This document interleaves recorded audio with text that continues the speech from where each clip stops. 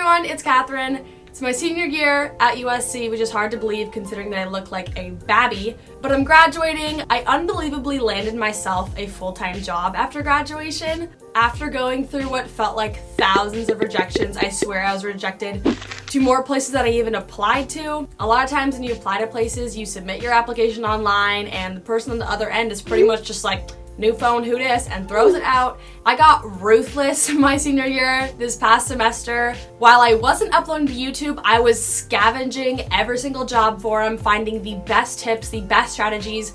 The surface level information available about how to get a job or an internship was not enough for me. I was rejected when I used that surface level information, so I'm just here to deliver all of my best strategies on how to find a job and internship, or at least how to limit the number you're rejected to, if nothing else.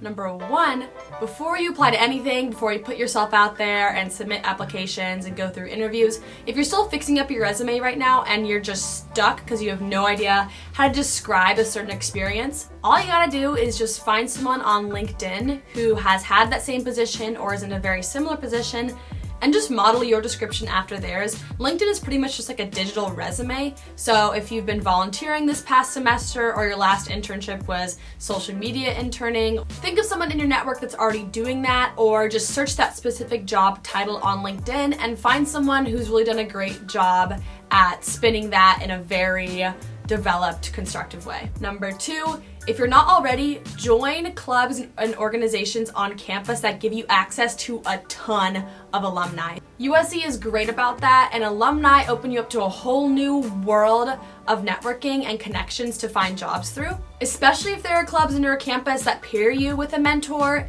that is the pinnacle of what you need to find. It could be a cultural club, it could be an industry-based club, it could be a religious-based club. It really doesn't matter, but just having someone that's like 5, 10 years, 20 years out of college and is willing enough to be your mentor, likely they'll have someone in their network that is a recruiter or a hiring manager or some sort of executive that manages an intern program or manages a department that could use an internship. Maybe there's not even a formal internship position available, but your insider that you met through your mentor knows that they could fit you into their department in some sort of capacity. Number three, make a list right now as you're watching this video of 20 places you would love to work. Think of brands you love, companies you've seen in the news, really cool CEOs, just any indicator that you might like to work there. Draft up a list of 20 different companies. After you've watched this video and you've subscribed to my channel, check out each one of those 20 companies' websites for their career pages and just see if they have any positions available.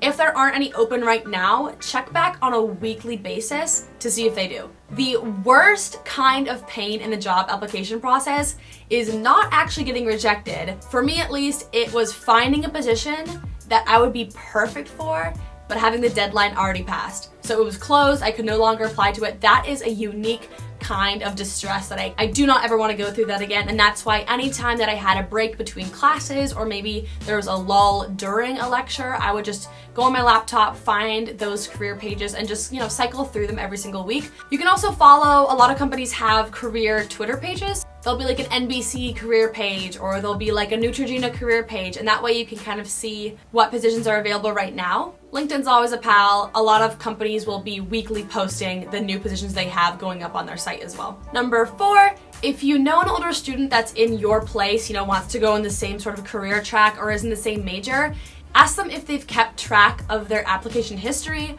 I was fortunate enough to have a friend a year older than me that shared her Google Sheets spreadsheet of every single position she'd ever applied to, the deadline, the person she talked to, if she had been rejected or not, and that way I had a huge bank of just, first of all, places to apply to, but that also encouraged me to make my own version of that and create my own spreadsheet to keep track of everything.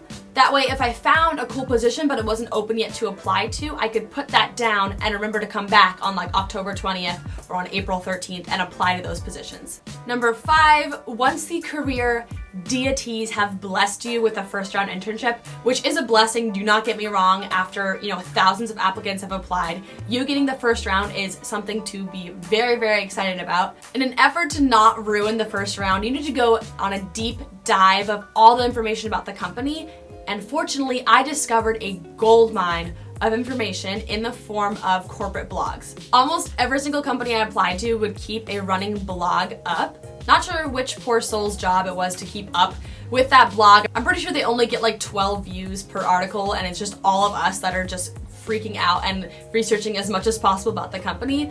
But they give you a lot of insight into the corporate culture, about company traditions, about new projects, new partnerships, and that way you can kind of have a behind the scenes insider look, almost like you know someone at the company. You going through the blog and finding out these tidbits about the company is going to speak volumes about the amount you actually care about that brand, about that company and its culture. Number 6, I ran out of fingers here, but once you've been briefed by looking at the corporate blog, you're gonna wanna find someone at that company who you can talk to. More importantly, it should be someone who graduated from your college. LinkedIn has a very swanky feature where you can just go to the alumni tab and search through alums from your college by company, by position title for the position you're applying to. If they're a more recent grad, they likely have an email listed you can contact them at, and hopefully it'll be a valid address. Most of the time you can also message them and they'll sometimes get back to you that way. I emphasize that you try to find someone who's graduated within like the last 5 years or so, because they're gonna be more invested in helping other people through this turbulent time. They probably remember how distraught they were looking for internships and jobs, and so they're gonna be more empathetic and more willing to help you, and what you really wanna get out of them is just like a 10-minute phone call or just grabbing a coffee with them and hearing about their experience, hearing about why they think they're a good match, and by showing that you're serious and willing to spend time before the interview even happens with this current employee, they might even go and talk to the recruiter, go and talk to the hiring manager, and just let them know that you are incredibly serious about the application.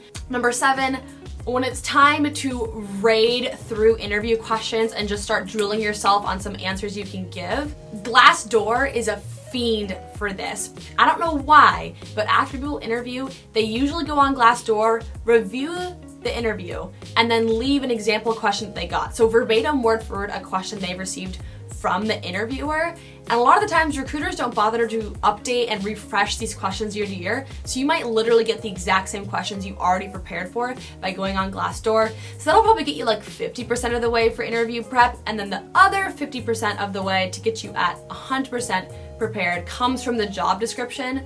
And also, pro tip, whenever you apply to an internship or a job, screenshot the job description. Usually by the time you go to interview and the position is closed, they've deleted that off their site and you can no longer access the job description, but the job description is going to give you a lot of ways to prepare for the interview. So look through those bullet points, look for their qualifications. If one bullet point is strong communication skills, another is good teamwork, another is comfortable with ambiguity, you want to go through each bullet point and come up with an example question to quiz yourself on that. So if they want someone with strong communication skills, you can just ask yourself, hey, when's the time you used your communication skills to persuade someone to see your point of view? Or for comfortable with ambiguity, you can say, what's the time you were thrown into a situation without a lot of preparation and you had to just figure it out?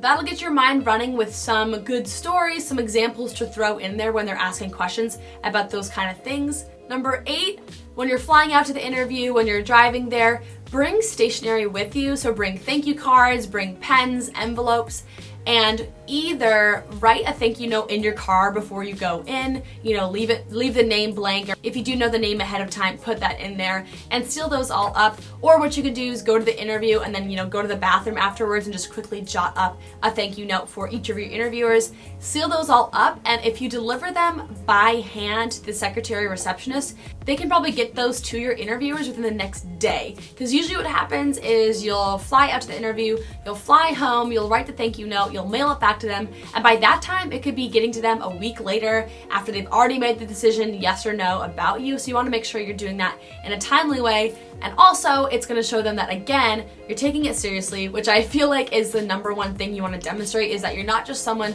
dropping your application to 1,000 companies. You're someone that is taking the time to uniquely identify with and research into every company. So do your best in that regard to demonstrate that you are actually interested. Number 9, if you're still feeling insecure, do not worry. The job application process is probably one of the most vulnerable times because you have to be so aware of your strengths and weaknesses. You have to be so willing to give so much of yourself up for this whole process.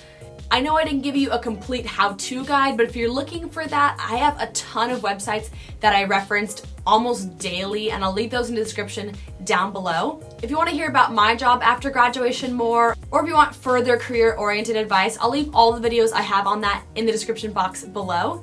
And go ahead and comment what your dream job would be or your dream company would be. I would love to know what kind of things you all are reaching for. I wish you all the best in your job application process. I promise you things will all work out in the end.